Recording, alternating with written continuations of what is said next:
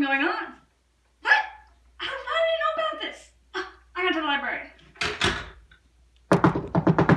Yeah.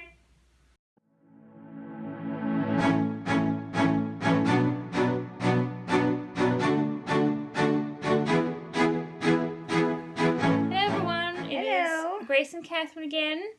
We're here to bring you the next 3 chapters of the Scarlet Pimpernel. We're reading chapters 4 through 6 this week.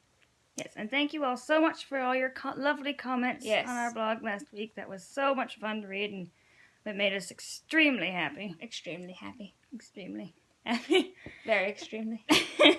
And we want to especially thank Carissa for remembering Sir John Middlebrook's name and telling us, because we literally still could not think of it by the time we got your comment. Yes. Which we could have looked it up, but we didn't think about that. We were actually butchering our chickens this weekend, so we were quite busy with that. You shouldn't have let out our deep dark secret. Anyways, but yes, so here we are with our next 3 chapters, and Katherine is going to be starting reading, and I'm working on a tiny little rug-like thing that I just started. So Crocheting, yes. So, anyways, take it away. Chapter 4. The League of the Scarlet Pimpernel. And the League of the Scarlet Pimpernel. They all looked a merry, even a happy party, as they sat around the table. Sir Andrew Ffoulkes and Lord Anthony Dewhurst, two typical, good-looking, well-born and well-bred Englishmen of that year of grace, 1792, and the aristocratic French Comtesse with their 2 children, who had just escaped from such dire perils and found a safe retreat at last on the shores of protecting England. In the corner the 2 strangers had apparently finished their game. One of them arose, and standing with his back to the merry company at the table, he adjusted with much deliberation his large triple-caped coat. As he did so, he gave one quick glance all around him.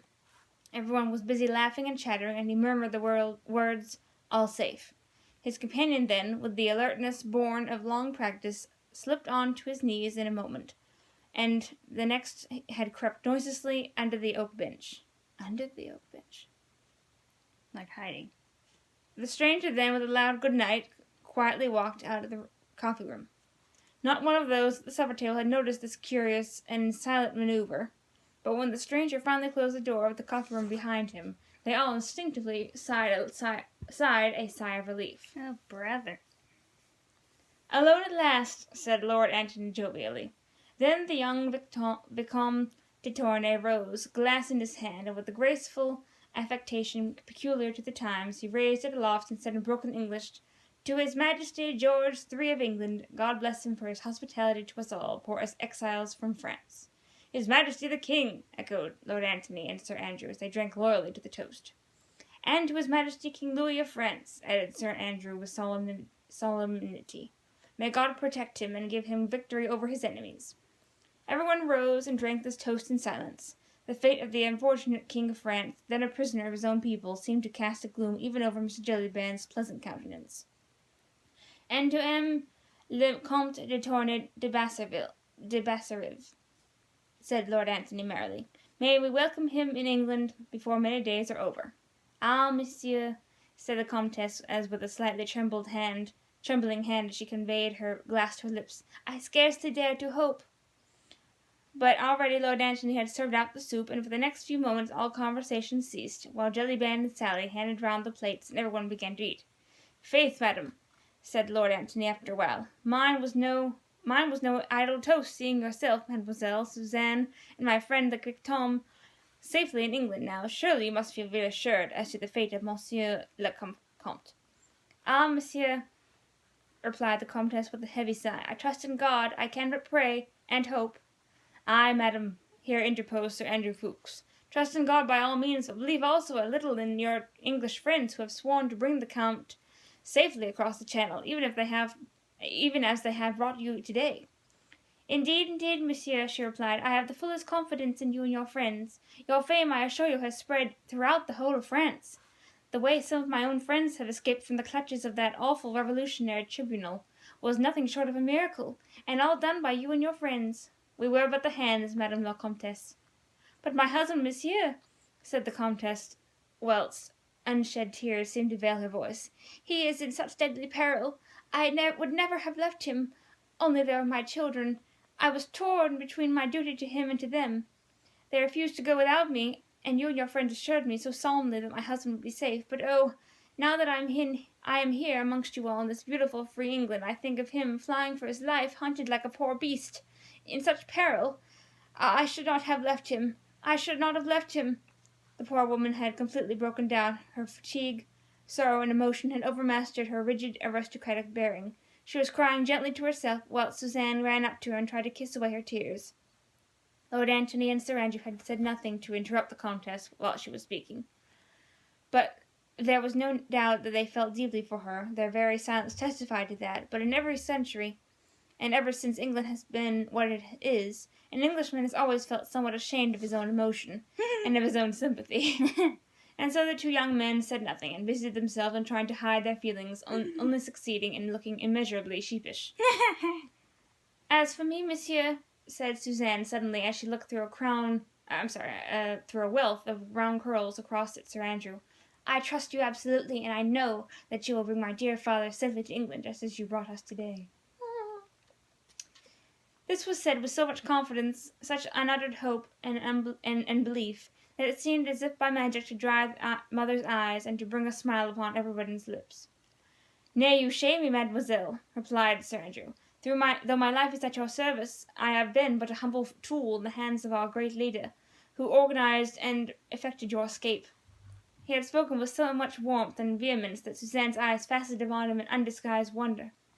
"Your leader, monsieur?" said the Comtesse eagerly. "Ah, of course you must have a leader, and I did not think of that before. But tell me, where is he? I must go to him at once, and I and my children must throw ourselves at his feet and thank him for all that he has done for us."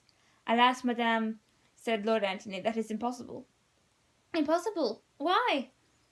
"Because the Scarlet Pimpernel works in the dark, and his identity is only known under the solemn oath of secrecy to his immediate followers."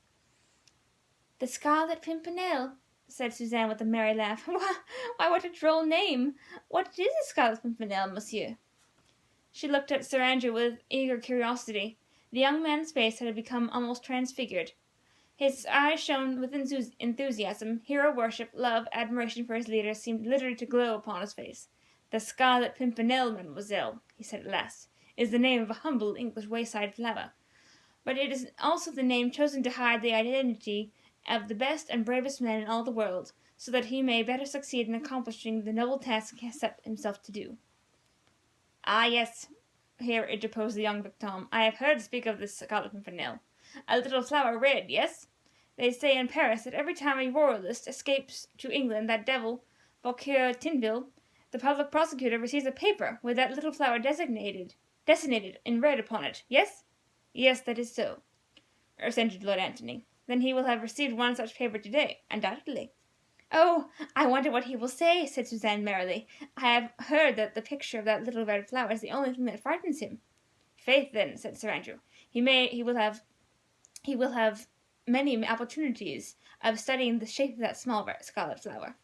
"Ah, monsieur," sighed the Comtesse, "it all sounds like a romance, but I cannot understand it at all. Why should you try, madame?"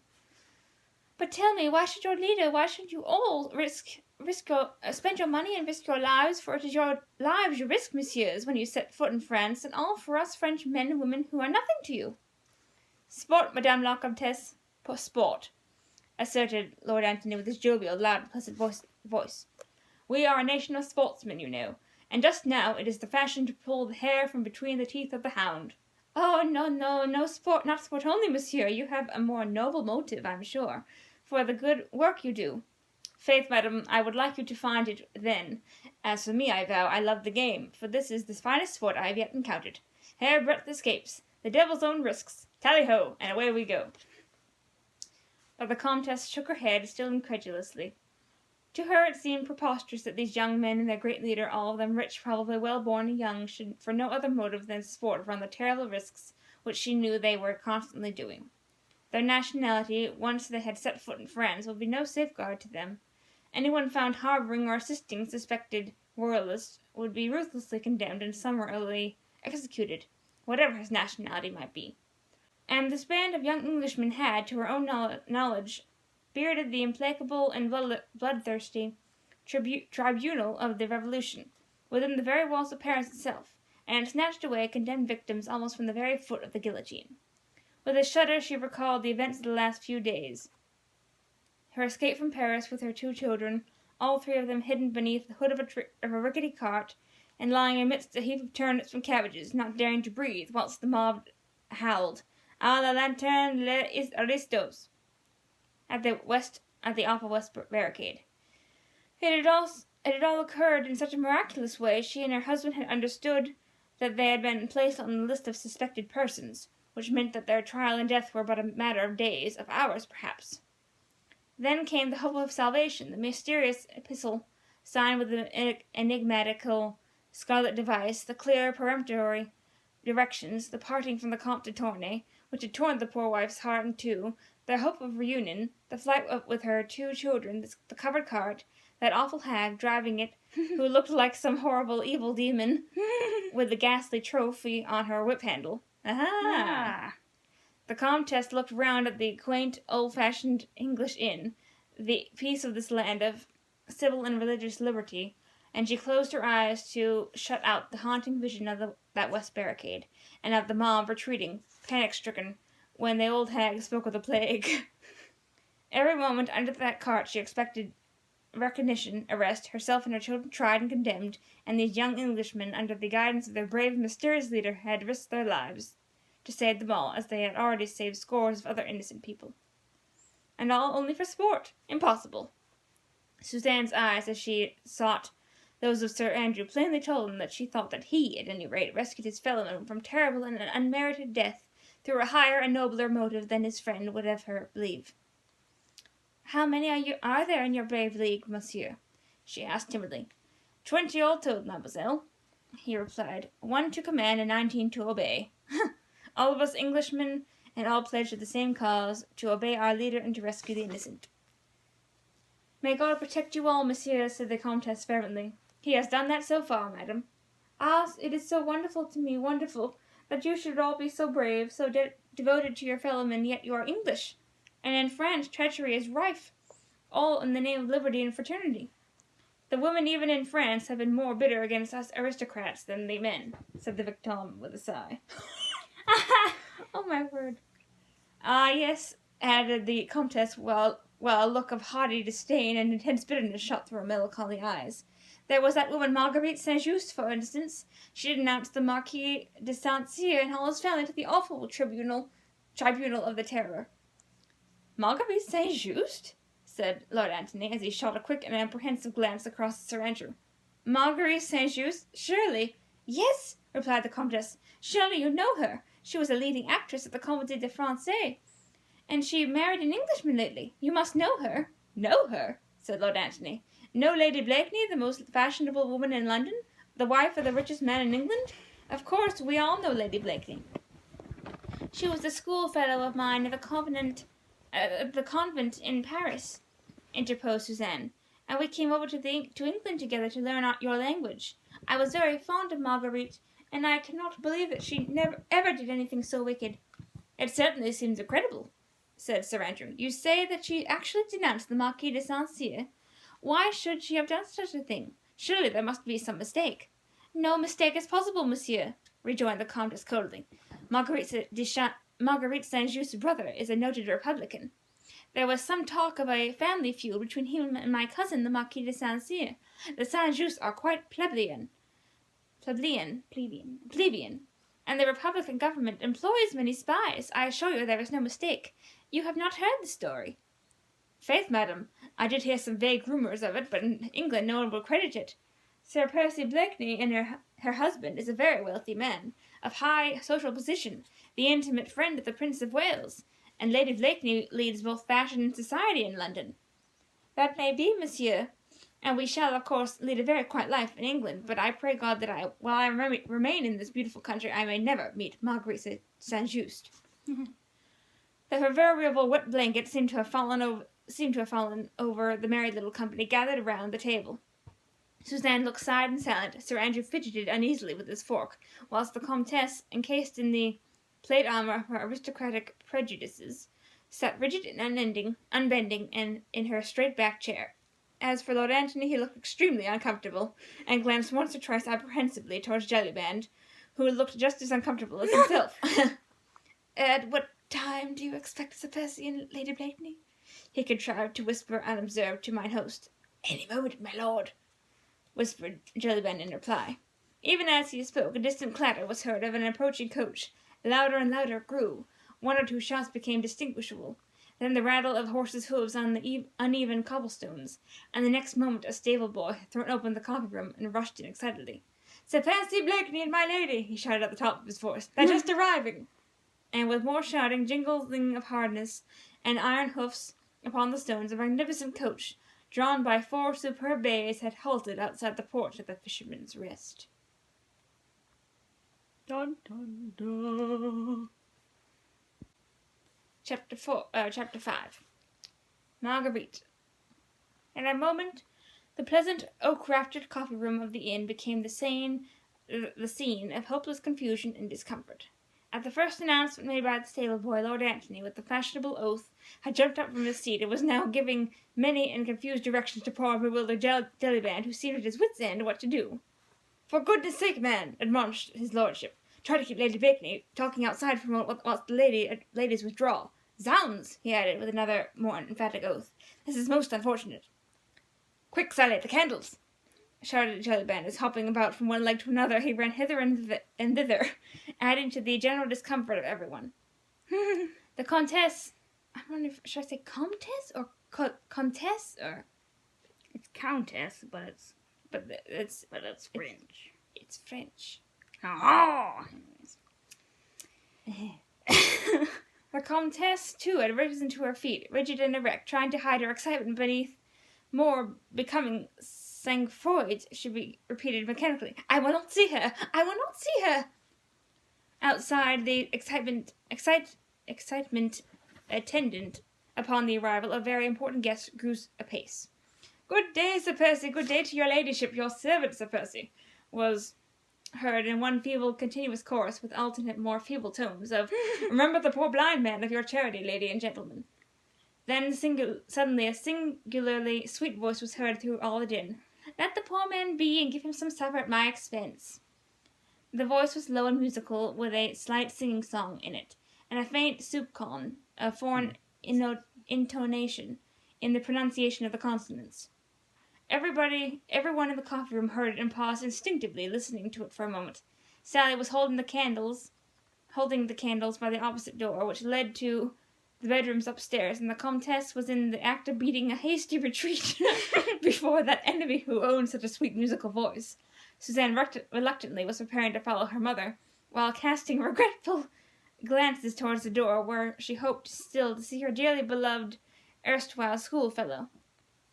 Then Jellyband threw open the door, still stupidly and blindly hoping to avert the catastrophe which he felt was in the air, and the same low musical voice said, with a merry laugh and mock consternation, "Brr! I am as wet as a herring. Has anyone ever seen such a contemptible climate?" "Suzanne, come with me at once. I wish it," said the Comtesse peremptorily. "Oh, mamma," pleaded Suzanne. "My lady, my lady," came in feeble accents from Jellyband, who stood clumsily trying to bar the way. "Pardieu, my good man," said Lady Blakeney with some impatience. "What are you standing in my way for, dancing about like a turkey with a sore foot? Let me get to the fire. I'm perished with the cold." And the next moment Lady Blakeney, gently pushing mine host on to one side, had swept into the coffee-room.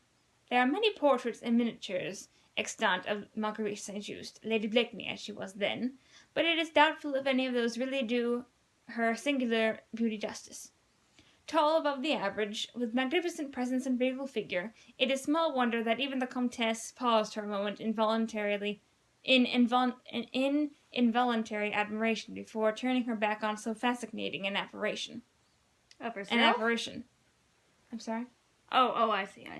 She couldn't bear it. I thought it was Marguerite looking at herself. Yeah. Marguerite Blakeney was then scarcely 25. Her beauty was at its most dazzling stage. The large hat with its undulating and waving plumes threw a soft shadow across the classic brow, with the aureole of auburn hair, free at the moment from any powder. The sweet, almost childlike mouth, the straight chiseled nose, round chin, and delicate throat all seemed set off by the picturesque costume of the period. The rich blue velvet robe molded in its every line the graceful contour of the figure, whilst one tiny hand held with a dignity of all its own the tall stick adorned with a large bunch of ribbons which fashionable ladies of the period had taken to carrying recently. With a quick glance all around the room, Marguerite Blakeney had taken stock of everyone there. She nodded pleasantly to Sir Andrew Ffoulkes, whilst extending a hand to Lord Antony. "Hello, my Lord Tony. Why, what are you doing here in Dover?" she said merrily. Then, without waiting for a reply, she turned and faced the Comtesse and Suzanne. Her whole face lighted up with additional brightness as she stretched out both arms toward the young girl. "Why, if that isn't my little Suzanne over there, pardieu, little citizeness! How came you to be in England? And Madame too?"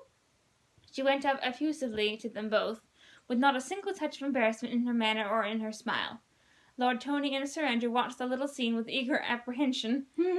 English though they were, they had often been in France, and had mixed sufficiently with the French to realize the unbending hauteur, the bitter hatred with which the old noblesse of France viewed all those who had helped to contribute to their downfall. Armand St-Just, the brother of the beautiful Lady Blakeney, though known to hold moderate and conciliatory views, was an ardent Republican. His feud with the ancient family of St. Cyr, the rights and wrongs of which no outsider ever knew, had culminated in the downfall, the almost total extinction of the latter.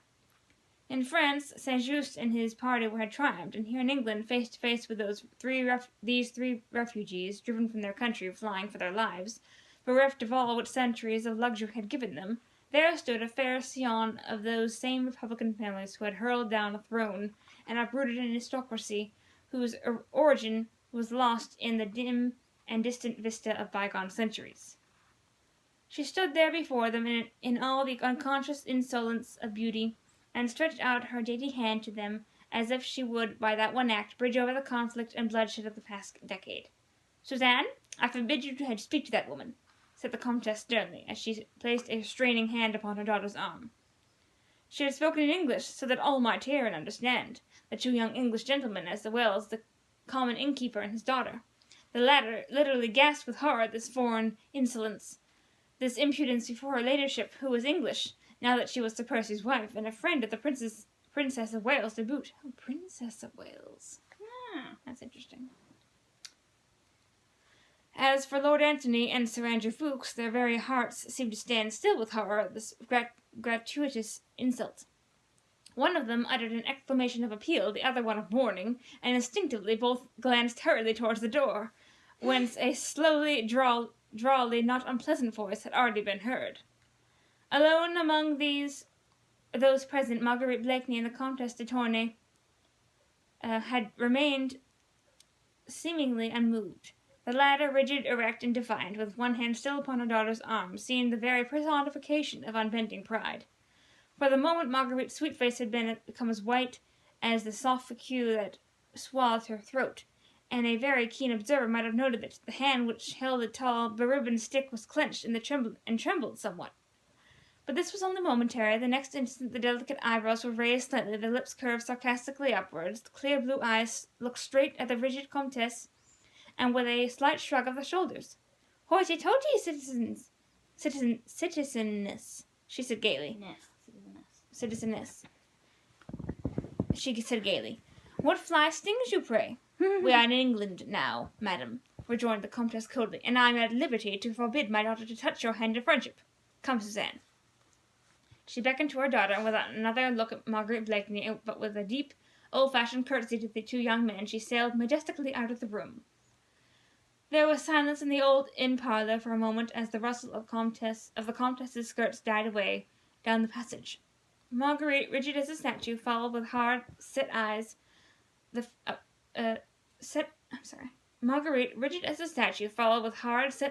upright figure as it disappeared through the doorway.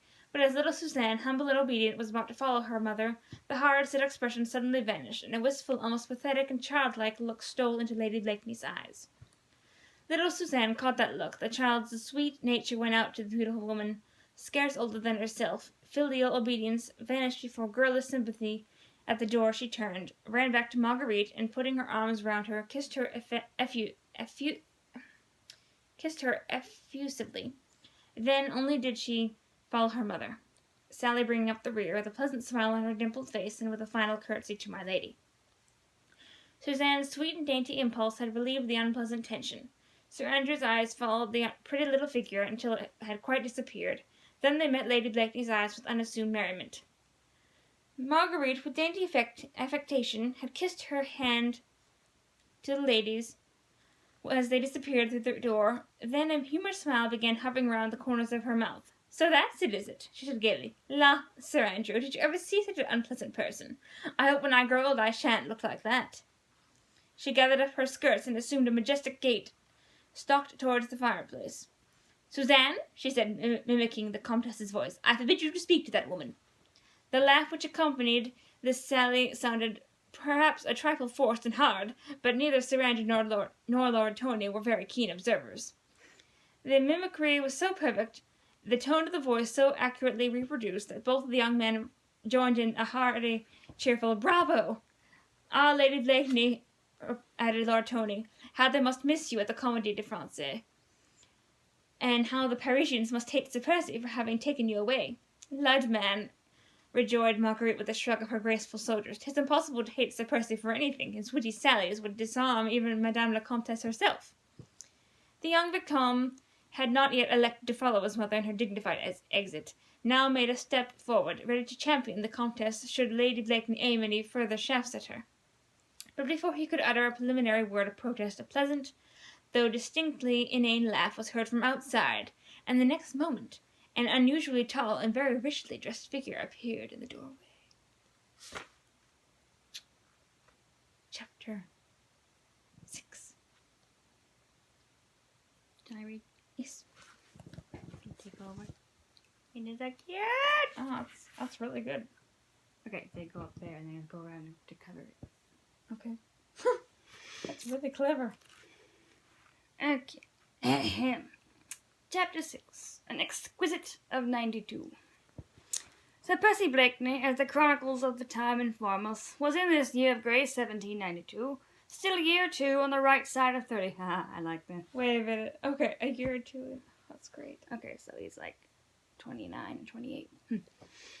Tall, above the average, even for a gentleman, broad-shouldered and massively built, he would have been called unusually good-looking, but for a certain lazy expression in his deep-set blue eyes, and that perpetual inane laugh which seemed to disfigure his strong, clearly cut mouth. It was nearly a year ago now that Sir Percy Blakeney, Baronet, one of the richest men in England, leader of all the fashions, and intimate friend of the Prince of Wales again, had astonished fashionable society in London and Bath by bringing home from one of his journeys abroad a beautiful, fascinating, clever French wife. He, the sleepiest, dullest, most Britisher that had ever set a pretty woman yawning. What? Can you read that again? He, the sleepiest, dullest, most Britisher that had ever set a pretty woman yawning, had secured a brilliant matrimonial prize for which, as all chroniclers of her, there had been many competitors. Marguerite Saint-Just had first made her debut in artistic Parisian circles at the very moment when Marguerite Saint-Just had first made her debut in artistic Parisian circles at the very moment when the greatest social upheaval the world has ever known was taking place within its very walls. Scarcely 18, lavishly gifted with beauty and talent, chaperoned only by a young and devoted brother, she had soon gathered round her in her charming apartment in the Rue Richelieu,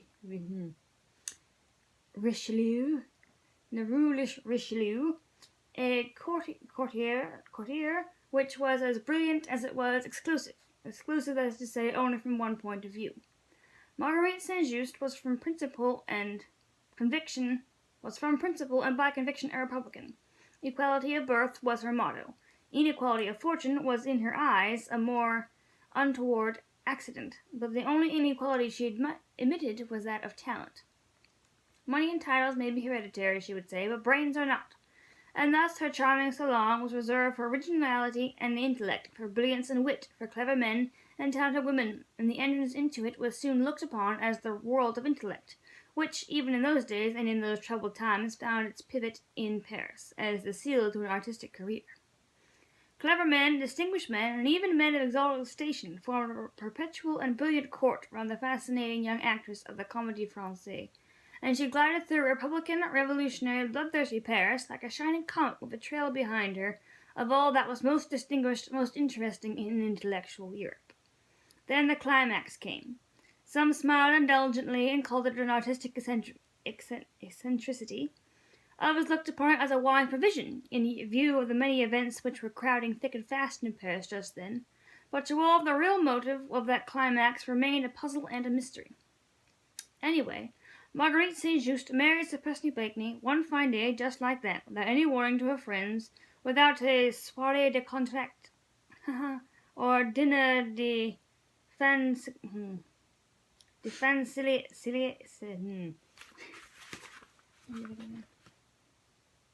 Or dîner de fiancé? Fiancé? Mm-hmm. Or no, fiancé. It's not fiancé, it's like fiancé. But it kind of is spelled like Versailles. Oh, Versailles. Well, it also kind of sounds like fiancé. Right. Fiancé. Fiancés. Fiancés. That's what I thought. Maybe dinner de fiancés. Or other.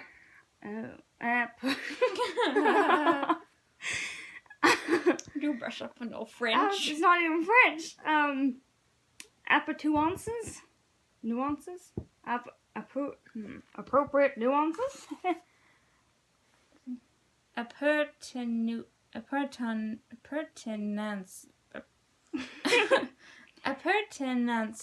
Appurtenances. Of a fashionable French wedding. How that stupid, dull Englishman ever came to be admitted within the intellectual circle which revolved round the cleverest woman in Europe, as her friends unanimously called her, no one ventured to guess. Golden keys said to open every door asserted the more malignantly inclined. Enough, she married him, and the cleverest woman in Europe had linked her fate to that dashed idiot, Blakeney. And not even her most intimate friends could assign to this strange step any other motive than that of supreme eccentricity. Those friends who knew laughed to scorn the idea that Marguerite St-Just had married a fool for the sake of the worldly advantages with which he might endow her. They say she only married him for for his money. They knew, as a matter of fact, that Marguerite St-Just cared nothing about money, and still less about a title. Moreover, there were at least half a dozen other men, in the cosmopolitan world equally well-born, if not so wealthy as Blakeney, who would have only been too happy to give Marguerite St-Just any position she might choose to covet. As for Sir Percy himself, he was universally voted to be totally unqualified for the onerous post he had taken upon himself. His chief qualifications for it seemed to consist in his blind adoration for her, his great wealth, and the high favour in which he stood in the English court. But London society thought that, taking into consideration his own intellectual limitations, it would have been wise on his part had he bestowed those worldly advantages upon a less brilliant and witty wife. Who is this again? We talk about Sir Percy. Yeah. Okay. Although lately he had been so prominent a figure in fashionable English society, he had spent most of his early life abroad. His father, the late Sir Algernon Blakeney, had had the terrible misfortune of seeing an idolized young wife become hopelessly insane. Oh, hopelessly insane after 2 years of happy married life. Wait a minute. What? Say that again? His mother went insane. His mother went insane.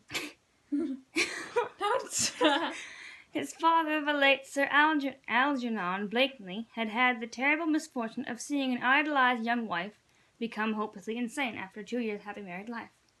Percy had just been born when the late Lady Blakeney fell a prey to a terrible malady in which those days were looked upon as hopelessly incurable and nothing short of a curse of God upon the entire family. Sir Algernon took his afflicted young wife abroad, and there, presumably, Percy was educated, and grew up between an imbecile mother and a distracted father until he attained his majority. That's sad. The death of his parents, following close upon one another, left him a free man, and as Sir Algernon had led a forcibly simple and retired life, the large Blakeney fortune had increased tenfold. Sir Percy Blakeney had travelled a great deal abroad before he brought home a beautiful young French wife. The fashionable circles of the time were ready to receive them both with open arms. Sir Percy was rich, his wife was accomplished, the Prince of Wales took great liking to both of them. Within 6 months they were the acknowledged leaders of fashion and of style. Sir Percy's coats were the talk of the town. His inanities were quoted, his foolish laugh copied by the gilded youth of Almack's at the Mall. Everyone knew that he was hopelessly stupid, but then that was scarcely to be wondered at, seeing to all the Blakeneys for generations had been notoriously dull, and that his mother had died an imbecile. Oh, that's awful. Thus society accepted him, petted him, made much of him, since his horses were the finest in the country. His feats and wines the most sought after. As for his marriage with the cleverest woman in Europe, well, the inevitable came with sure and rapid footsteps. No one pitied him, since his fate was his own making. There were plenty of young ladies in England of high birth and good looks who would have been quite willing to help him spend the Blakeney fortune, while smiling indulgently at his inanity. Inanient. No. I know that word, but... Inanienty. Inanienties. What are you doing to my boot? I thought it was a boot. Oh no. She had me take over her crocheting. I thought you were making a boot. You're supposed to cover the toe. Oh. I thought you said go around that way. I said cover up the toe. Okay, well, I think I'll slip out. I think I'm gonna do this. How are you gonna get into it? I'm gonna do this and then crochet it. It's gonna have the wide sides. Oh, anyways. How are you getting from here to there? I was going around like this. But why am I over on this side? I don't know how'd you get over there. I think that was the side you were on. I don't think so. I couldn't get over there from here. Okay, we'll close this up then, and that can be the opening. Okay, but I can't unless I go this way. No, you can't. Keep going around. If I go around... And skip a stitch. Or would that make a hole? I'll try and take it out. Anyway. And also, if you do two, it looks nicer instead of just the one strand. Alright, that's better.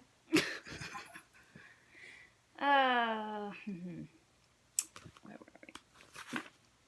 There are plenty of young ladies in England of high birth and good looks who have been quite willing to help him spend the Blakeney fortune, while smiling indulgently at his inanities and his good-humored foolishness. Moreover, Sir Percy got no pity, because he required none. He seemed very proud of his clever wife, and to care little that she took no pains to disguise the good-natured contempt which she evidently felt for him, and that she even amused herself by sharpening her ready wits at his expense. But then Blakeney was really too stupid to notice the ridicule with which his clever wife covered him, and if his matrimonial relations with the fascinating Parisian had not turned out all that his hopes and his dog-like devotion for had pictured, society could never do more than vaguely guess at it. Is this true, or is this everyone's perception of her? I think their perception. Well, but they're saying that she's making jokes about him or making fun of him. So I guess they would know that. Yeah. In his beautiful house in Richmond, he played second fiddle to his clever wife with imperturbable boheme. He lavished jewels and luxuries of all kinds upon her, which he took with inimitable grace, dispensing the hospitality of his superb mansion with the same graciousness with which he had welcomed the intellectual courtier of Paris. Physically, Sir Percy Blakeney was undeniably handsome, always expecting the lazy, bored look which was habitual to him. He was always irreproachably dressed, and wore the lavish, incroyable fashions which had just crept across from Paris to England, with a perfect good taste innate in a English gentleman. On this special afternoon in September, in spite of a long journey by coach, in spite of rain and mud, his coat sat irreproachably across his fine shoulders, His hands looked almost femininely white as they emerged through billowy frills of the finest Michelin lace. The extravagantly short-waisted satin coat, wide-lapelled waistcoat, and tight-fitting striped breeches set off his massive figure into perfection, and in repose one might have admired so fine a specimen of English manhood, until the foppish ways, the affected movements, the perpetual inane laugh, brought one's admiration of Sir Percy Blakeney to an abrupt close. He had lolled into their old-fashioned inn parlour, shaking the wet off his fine overcoat, then putting up a gold-rimmed eyeglass to his lazy blue eye. He surveyed the company, upon whom an embarrassed silence had suddenly fallen. "How do, Tony? How do, Fuchs?" he said, recognizing the two young men and shaking them by the hands. "Zounds, my dear fellows," he added, smothering a slight yawn. "You ever such a beastly day? Dash climate this." With a quaint little laugh, half of embarrassment and half of sarcasm, Margaret had turned towards her husband, and was surveying him from head to foot with an amused little twinkle in her merry blue eyes. "La," said Sir Percy, after a moment or two's silence, as no one offered any comment. "How sheepish you all look. What's up?" "Oh, nothing, Sir Percy," replied Marguerite, with a certain amount of gaiety, which, however, sounded somewhat forced. "Nothing to disturb your equanimity, only an insult to your wife." The laugh which accompanied this remark was evidently intended to reassure Sir Percy as to the gravity of the incident. It apparently succeeded in that, for echoing the laugh, he rejoined placidly, "La, my dear, you don't say so. Begad, who was the bold man who dared to tackle you, eh?" Lord Tony tried to interpose, but had no time to do so, for the young Vicomte had already stepped quickly forward. "Monsieur," he said, prefixing his little speech with an elaborate bow, speaking in broken English. "My mother, the Countess de Tony the Comtesse de Tony de Basserive has offended Madame, who I see is your wife. I cannot ask your pardon for my mother. What she does is right in my eyes, but I am ready to offer you the usual reparation between men of honor." The young man drew up his slim stature to its full height, and looked very enthusiastic, very proud, and very hot as he gazed at 6 foot odd of gorgeousness, as represented by Sir Percy Blakeney, Baronet. "Lud, Sir Andrew," said Marguerite, with one of her merry, infectious laughs, "look on that pretty picture, the English turkey and the French bantam." The simile was quite perfect, and the English turkey looked down with complete bewilderment upon the dainty little French bantam, which hovered quite threateningly around him. "La, sir," said the Percy Glass, putting up his eyeglass and surveying the young Frenchman with undisguised wonderment. "Why in the cuckoo's name did you...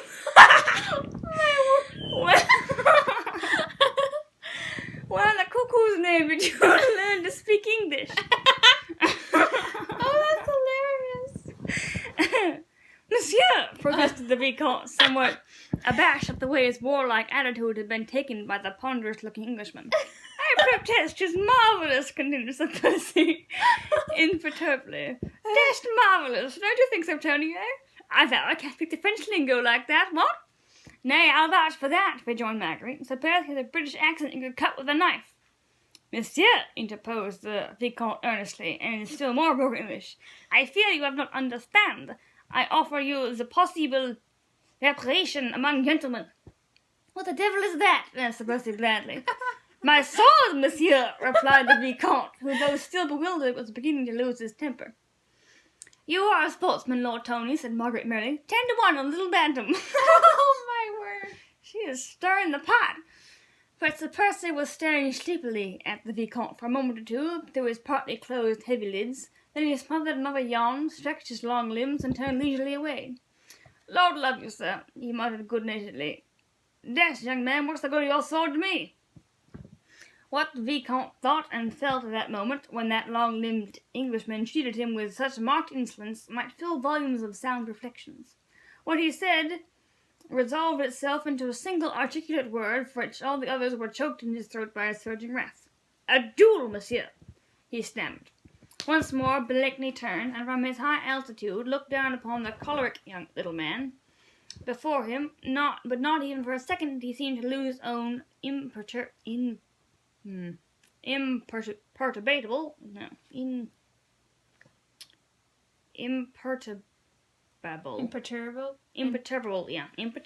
good humor. He laughed his own pleasant and inane laugh, and burying his slender long hands into the capacious pockets of his overcoat, he said leisurely, "A duel! La, is that what he meant? Oddsfish, you are a bloodthirsty young ruffian. Do you want to make a hole in a law-abiding man? As for me, sir, I never fight duels," he added as he placidly sat down and stretched his long, lazy legs out before him. "Dashed uncomfortable things, duels, ain't they, Tony?" Now the Vicomte had no doubt vaguely heard that in English the fashion of duelling among gentlemen had been suppressed by the law with a very stern hand. Still to him, a Frenchman, whose notions of bravery and honour were based upon a code that had centuries of traditions to back it, the spectacle of a gentleman actually refusing to fight a duel was little short of an enormity. In his mind he vaguely pondered whether he should strike that young-legged Englishman in the face and call him a coward, whether such conduct in the ladies present might be deemed ungentlemanly, when Marguerite happily interposed. I'm still laughing over the cuckoo. "I pray you, Lord Tony," she said in that gentle, sweet, musical voice of hers, "I pray you play the peacemaker. The child is bursting with rage, and," she added with a soupçon of dry sarcasm, "might do Sir Percy an injury." She laughed a mocking little laugh, which, however, did not in the least disturb her husband's placid equanimity.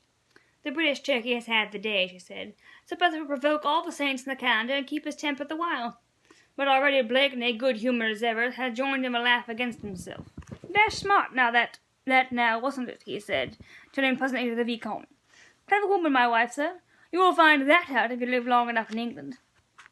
"Sir Percy is in the right, Vicomte," here interposed Lord Antony, laying a friendly hand on the young Frenchman's shoulder.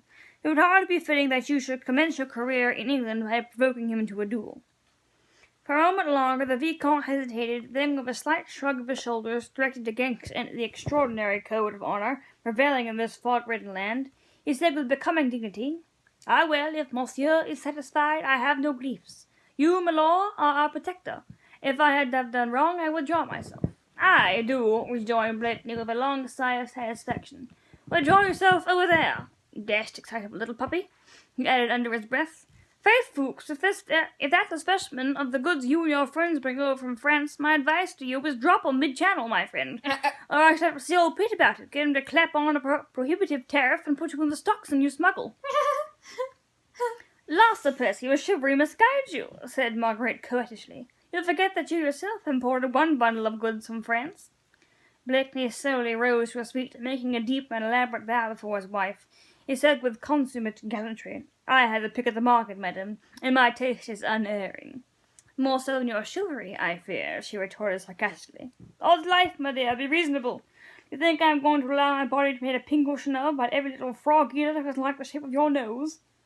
"Lad, Sir Percy," laughed Lady Blakeney, as she bobbed him a quaint and pretty curtsy, "you need not be afraid. 'Tis not the men who dislike the shape of my nose." "Afraid be dashed! You impugn my bravery, madam. I don't patronize the ring for nothing, do I, Tony? I put up the fisks with Red Sam before now, and he didn't get it all his way either." "Faith, Sir Percy," said Marguerite with a long and merry laugh, that went echoing along the old oak rafters of the parlour, "I would have seen you then. Ha ha ha! You must have looked a pretty picture, and to be afraid, little French boy. Ah ha ha! Ah ha ha! Ah ha ha ha! He! echoed Sir Percy good-humouredly. "La, madame, you honour me. Zooks! Folks, mark ye that, I made my wife laugh. The cleverest woman in Europe. All Smith, we must have a bowl on that," and he tapped vigorously upon the tail-yard. "Hey, Jelly, quick, man! Here, Jelly!" Harmony was once more restored. Mr. Jellyband, with a mighty effort, recovered himself from the many emotions he had experienced within the last half-hour. "A bowl of punch, Jelly, hot and strong, eh?" said Sir Percy. The wits that have just made a clever woman laugh must be wetted. Ha ha ha! Hasten, my good Jelly." "Nay, there is no time, Sir Percy," interposed Marguerite. "The skipper will be here directly, and my brother must get aboard of a daydream will miss the tide." "Time, my dear? There's plenty of time for any gentleman to get drunk, and I'll get on board before the turn of the tide." "I thank your ladyship," said Jellyband respectfully, "and the young gentleman is coming along now with Sir Percy's skipper." "That's right," said Blakeney. "Then Armand can join us in the merry bowl. Thank you, Tony. Oh, think you, Tony," he added, turning toward the Vicomte, that frog-eater of yours will join us in a glass? Tell me we were drinking coke in the reconciliation."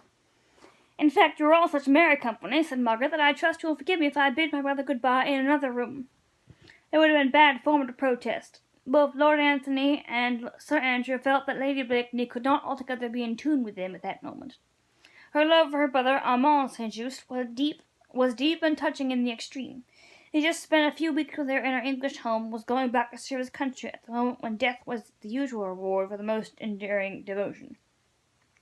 Sir Percy also made no attempt to detain his wife, which, with that perfect, somewhat affected gallantry which characterized his every movement, he opened the coffee-room door for her, and made her the most approved and elaborate bow, which the fashion of the time dictated, and she sailed out of the room without bestowing on him more than a passing and slightly contemptuous glance.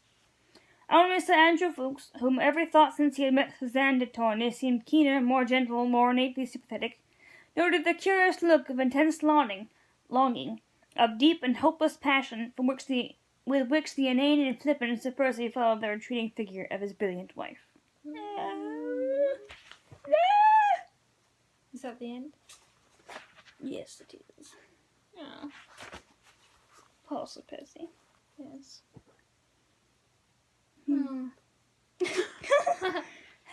I have, it looks like a Persian slipper.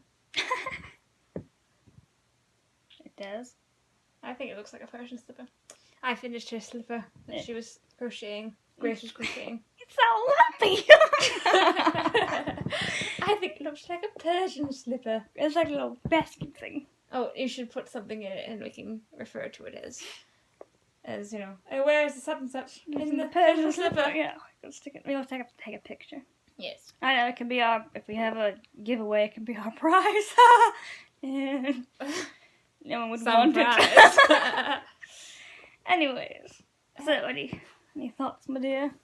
Old fish, my dear fellow. Okay, remind me what happened in the first chapter.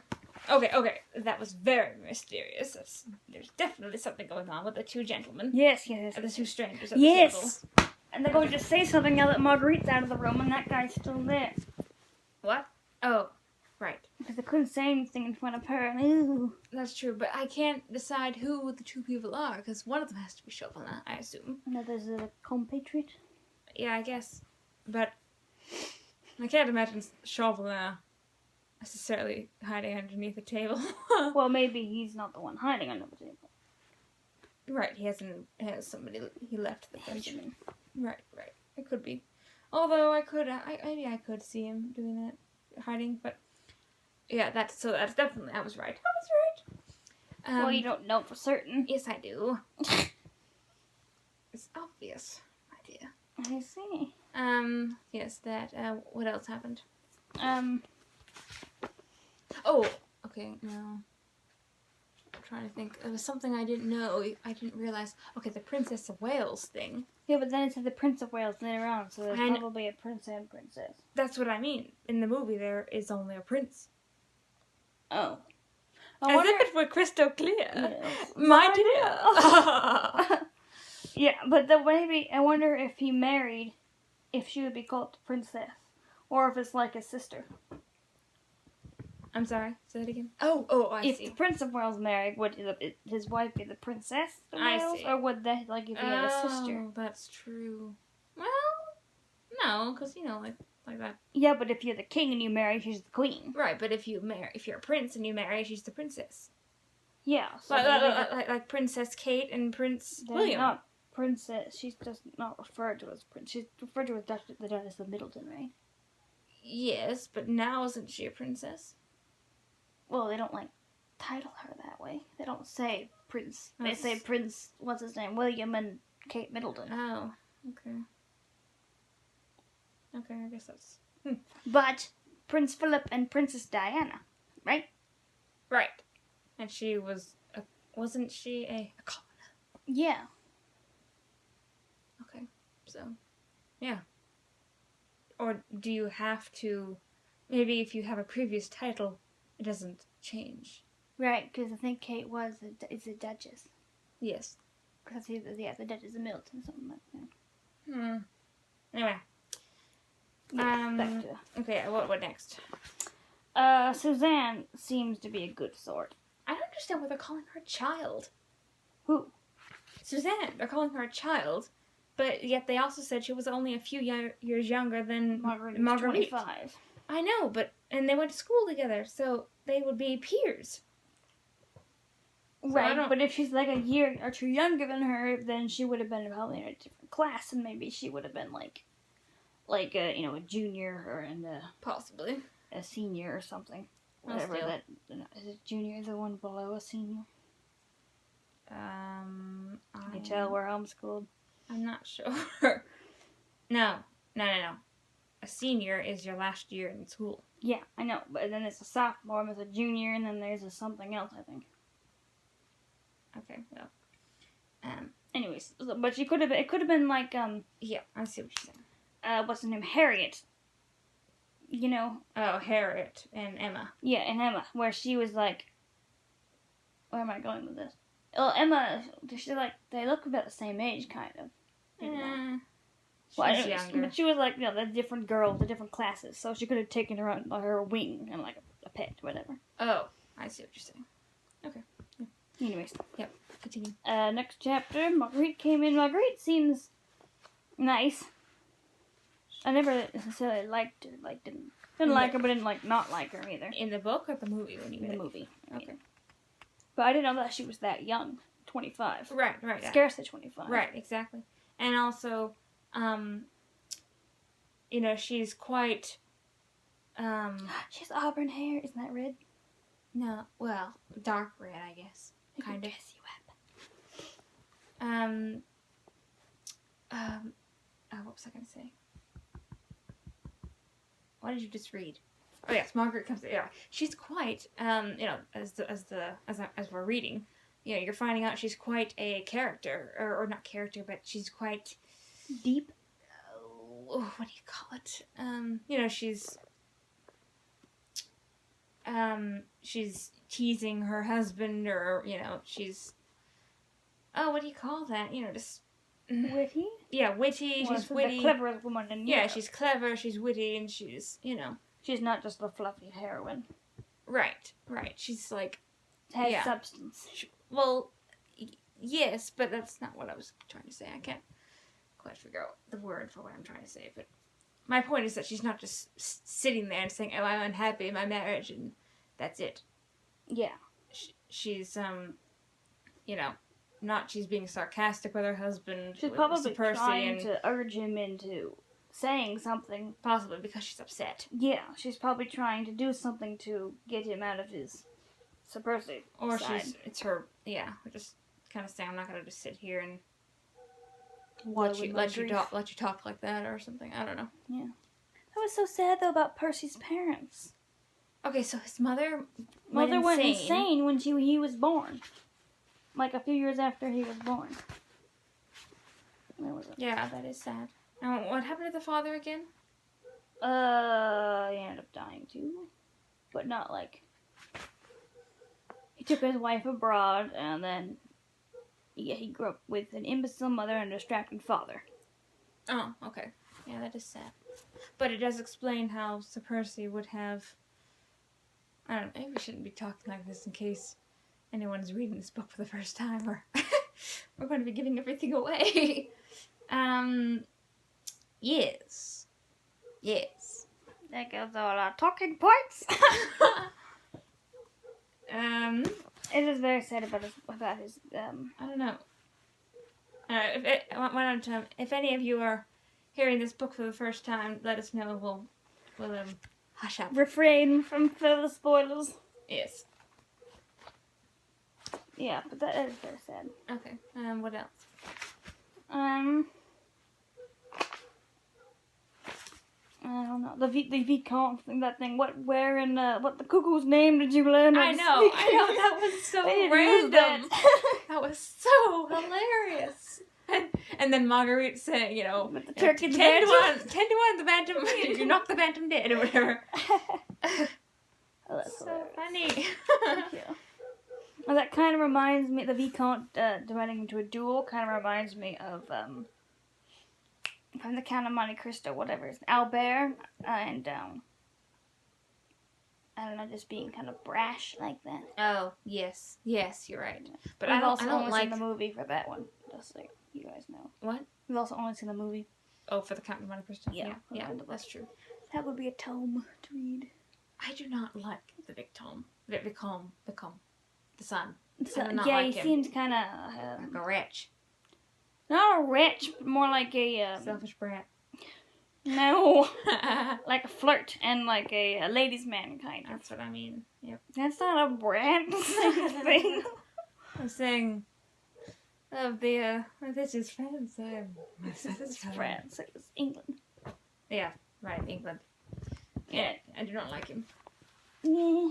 Though it's interesting though, because in the movie they didn't, of course, again, they didn't have him. Right, they don't have him at all. Yeah. It's true.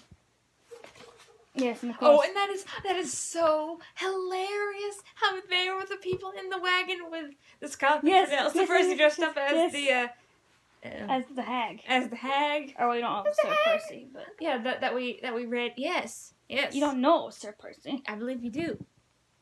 Well, it didn't say. You just know that someone.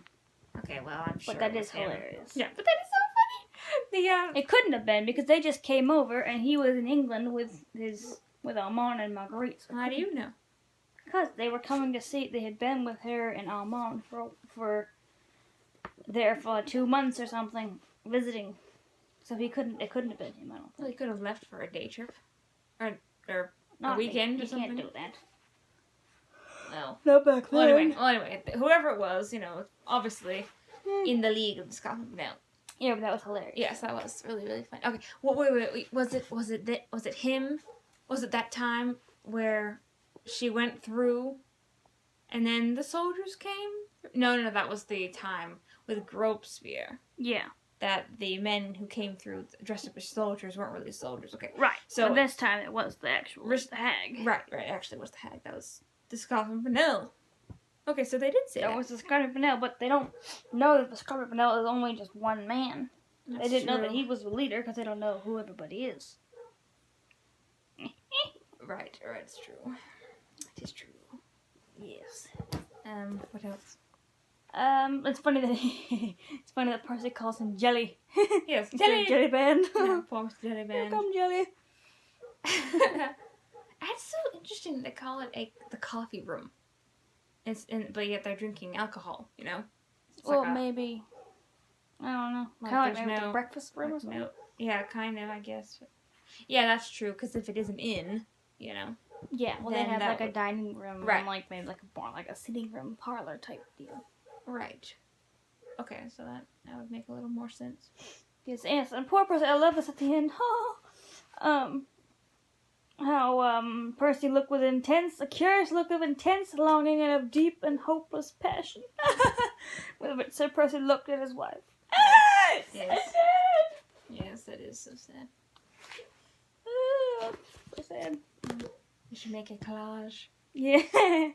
We should express our feelings and get a collage. I'll write a poem. No. Yes. Old fish my dear. Yes. That comment with the cuckoo was so funny. What? That cuckoo? Where did the cuckoo's name learn to speak English? And then Victor Tom was trying to be so dignified and chivalrous and make a statement and everything, and then he's gonna treat him like that. That's kind of funny because Sir Percy, we know he is Sir Percy, and he's not all that it appears, and so it's like even though he has to play this role, he's still I probably shouldn't. Okay. Yes. He can still have fun with it. Right. I'm sure he has tons of fun just watching everybody go to town on him, Right. thinking he's just an idiot, and he probably hears all sorts of fun stuff because, people might think he's just stupid, so they wouldn't, say anything. Kind of like that what the Deaf Man Heard. If you guys ever seen that movie, it's about this boy who he's on a bus with his mother going somewhere, and his mother gets off and never gets back on and ends up getting killed. And so he goes to the next stop and gets taken in by the guy who runs the stop. And his mother told him not to say anything, so he keeps silent. And so he grows up, everyone thinking he's deaf, and he just never says anything. But he hears everything. And so he ends up hearing things that he finds out that this one guy is like stealing money And he finds out that these other people were doing different things. It's a really good movie. It's very funny. It's a very good movie. It's very, very, very good. And it's a Hallmark Hall of Fame. Yeah, it's really good. But it kind of reminds me of that, like, because he heard all these extra things because everyone thought he was deaf. And, yeah. And what was super funny is because he's, like, a repairman. And so this one guy who he hates is talking in this meeting, and he's outside hammering, and he purposely only starts hammering when the guy's talking. It was really, really funny. Yeah. What's the guy's name that he doesn't like? With a T. Like, what is that? It's a really funny name. Topher? Yeah, something like that. Tog. Yeah, anyway. Anyway. Carissa, can you help us with this? Anyone else? Someone else? Another name that we Tolliver. Ah! Tolliver. We did it also. Tolliver. Yeah. Anyways, so. Mama is telling us that we need to be quiet because everyone is... I'll be quiet. Why? Yeah, I know we're going to bed in a minute. I know. Yes, we have to go to bed. It is 10:29. We have been up to like 11:30 for the past like 4 nights because we were talking to company and cutting up chickens. So, anyways, we will sign off and go to bed. And hopefully you all will go to bed as well eventually when it's time to go to bed. That was the weirdest thing I've ever seen.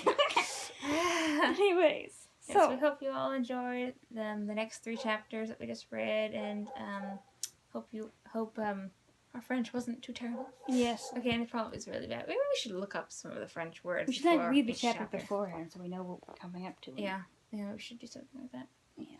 And let us know what you thought, and your comment, your comments. Do put your comments in the comments section. Yes. We'd love to hear from you all, and it was so much fun to hear from you all last time. So, yes. We will see you all next week. Ta-ta! Farewell.